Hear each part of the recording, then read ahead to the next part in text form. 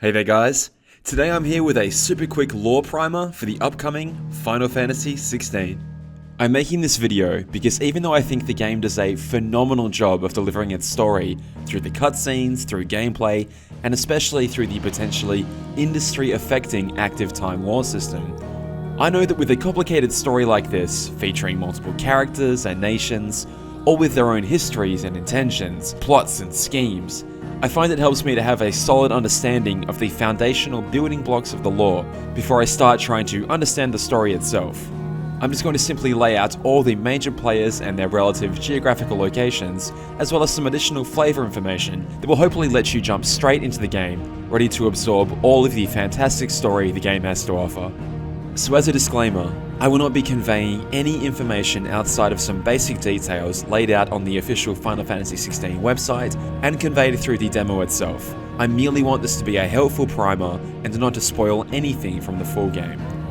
Alright, enough with the intro, let's get into it. Final Fantasy XVI is set in Valisthea, a fantasy world divided into two main continents. The larger of the two realms, Storm, lies in the west, and its smaller counterpart Ash lies in the east. In the center of both continents lies one of the mystical mother crystals that lies scattered around this fantasy planet.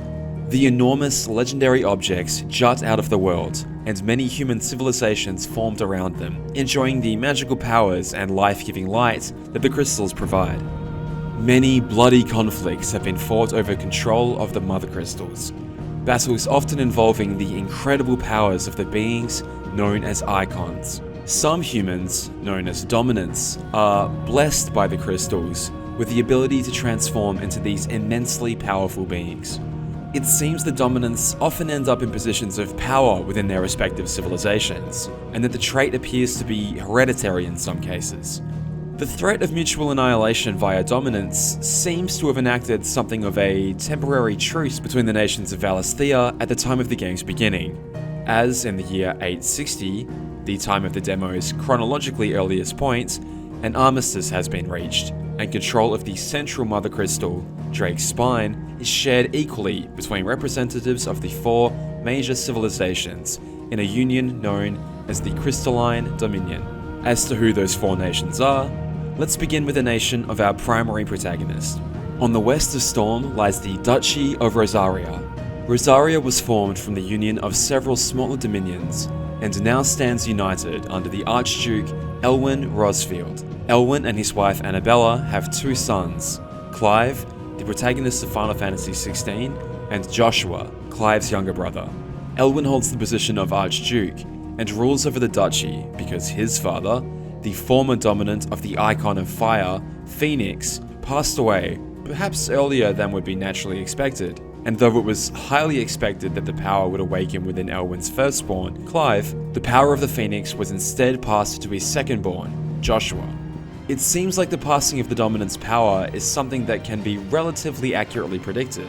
Elwyn and Annabella's marriage was arranged because of Annabella's lineage's history of producing Phoenix dominants in the past, which, unfortunately, makes Elwyn and Annabella cousins. Annabella seems to harbor a great amount of resentment towards Clive for his so-called failing to inherit the mantle. Yet, at the beginning of the demo, we see that Clive's lifelong pursuit of mastering the blade has yielded results. He has become a respected swordsman in his own right, and been ordained as Joshua's first shield. Joshua has performed the Rite of Rejuvenation upon Clive, allowing Clive to wield fire-based magic without the need of a crystal to supply the power. As stated earlier, Mother Crystals can grant the ability to perform magic to ordinary people. We see in the demo several examples of this, including a servant filling their master's cup by channeling water from a crystal. But crystals are not infinite in their powers. Eventually, drawing on a crystal's magic will cause it to run dry, and the same can be said for the Mother Crystals. The threat of a looming darkness known as the Blight, perhaps the cause of or a symptom of the dwindling light of the Mother Crystals, threatens the uneasy peace the nations were finally able to reach. Lands afflicted by the Blight become uninhabitable, plants and wildlife die, and magic is nowhere to be found. It is the fear of the Blight and the squabbling over the resources that remain that to me sounds like the central conflict and motivation for a lot of the nations in the main plot of Final Fantasy XVI, though I am sure there will be additional forces and factors at play as the story unfolds.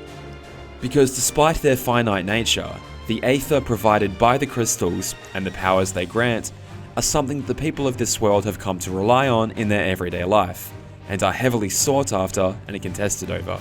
However, some people are blessed with the ability to use magic without the need for a crystal. Yet instead of revering these people for their wondrous gifts, these so-called branded are identified at birth and, at least in the nation of Rosaria's case, brought immediately into a life of slavery, seen as little better than walking, breathing tools or equipment to be used for whatever purposes their masters see fit.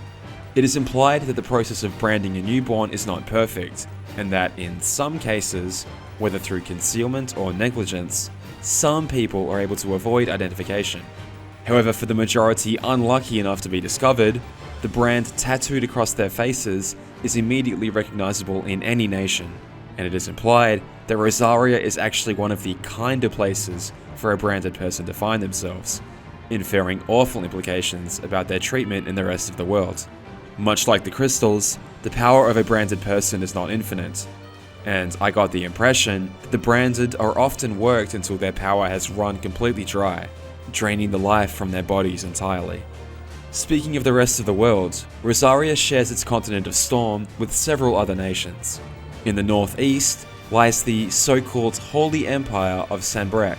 Their capital, Oriflamme, is built around, and perhaps in homage to, the great Mother Crystal of Drake's Head that provides Sanbreque's people with a life of plenty. The Empire is a theocracy, and its imperial army is run by their Holy Emperor, who the people revere as the living incarnation of the one true deity. Sanbreque is also home to its own dominant, and though the demo mentions them by name, I think I'd rather only mention their elements here and let you experience their reveal in the full game. But suffice it to say, the dominant is fittingly in control of the Icon of Light. To the south of Storm lies the Dhalmekian Republic, a nation built around the deserts that house the Mother Crystal of Drake's Fang. The Dhalmekians have assembled a parliament of ministers, comprised of representatives from each of its 5 states, in their capital of Randilla, though their dominant is also permitted a say in their country's affairs. In the year 860, that dominant is Hugo Kubka, and the icon he can transform into is the mighty Titan, the icon of Earth. In contrast to Storm, the eastern continent of Ash apparently has only one major player, the Kingdom of Waloed. Their capital city of Stonhur sits under the gate of its mother crystal, Drake's Spine, and the people are led by their ruler, the dominant of the Icon of Darkness. And again, because it wasn't specifically mentioned in the demo, I won't be saying that particular icon's name. The realm is said to be home to all manner of orcs and beastmen, who have made attempts to assert control over the continent in the past. However, with the power of the crystal and icon on the kingdom's side, these rebellions have been silenced. I believe it is these 4 nations that, though they have squabbled in the past, have together formed the crystalline dominion that I mentioned earlier, that surrounds Drake's tail. However, there is one more major player in the game.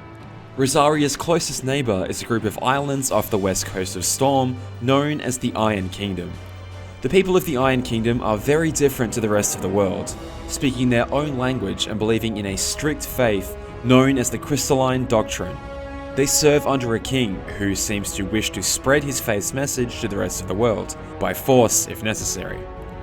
Though it has seemingly traded hands before, the Iron Kingdom is currently in control of the Mother Crystal known as Drake's Breath that lies in the boiling sea between the kingdom and Rosaria. Yet despite this, their doctrine deems dominants to be unholy abominations, and should any dominant be born on their lands, they are promptly executed. They have long been a rival of the Kingdom of Rosaria due to their proximity and ownership of Drake's Breath, yet it seems that Rosaria's embracing of their Phoenix icon and its power has largely kept the kingdom and its people off the mainland. The demo also mentions that at least one more Mother Crystal once existed in the north of Storm that was referred to as Drake's Eye. However, that crystal's light has now faded and allowed the Blight to take hold in the north of the continent. With their natural resources gone and the Blight spreading across the land, The desperate northern territories banded together and began raiding their southern neighbours. However, Elwyn Rosfield and his men rode north and quashed their incessant attacks. As part of Elwyn's victory, he took a princess of the Northern Territories back to Rosaria to be kept as a ward, and over the years, both Clive and Joshua have come to love her as a sister. Though, the way the townsfolk talk about Jill and Clive, it seems the public views the two as more of a couple. Jill is seen praying to the red star that sits below the moon, known as Metia, and I'm not certain if that is an element of the same religion that the people of Sanbreque believe in, or the religion that the Iron Kingdom believes in, or another faith entirely. But it shows that the people of this world express their beliefs in many different ways. Elwyn also brought home the pup Torgal from his expedition as a gift for Clive.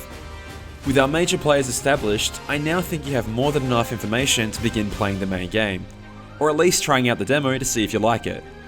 I have really enjoyed every piece of the story that I've seen so far, and I cannot wait to try out the full game to experience the rest.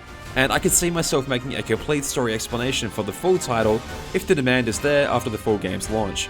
I really want to reiterate that all the information I've conveyed in this video has come from my interpretation of the demo, so I truly apologize if I've gotten anything wrong. Also, please don't spoil anything from the main game in the comments of this video. Let me know if you want to see anything more about Final Fantasy XVI, and thank you so much for watching. I really hope you enjoyed the full game. For now, goodbye.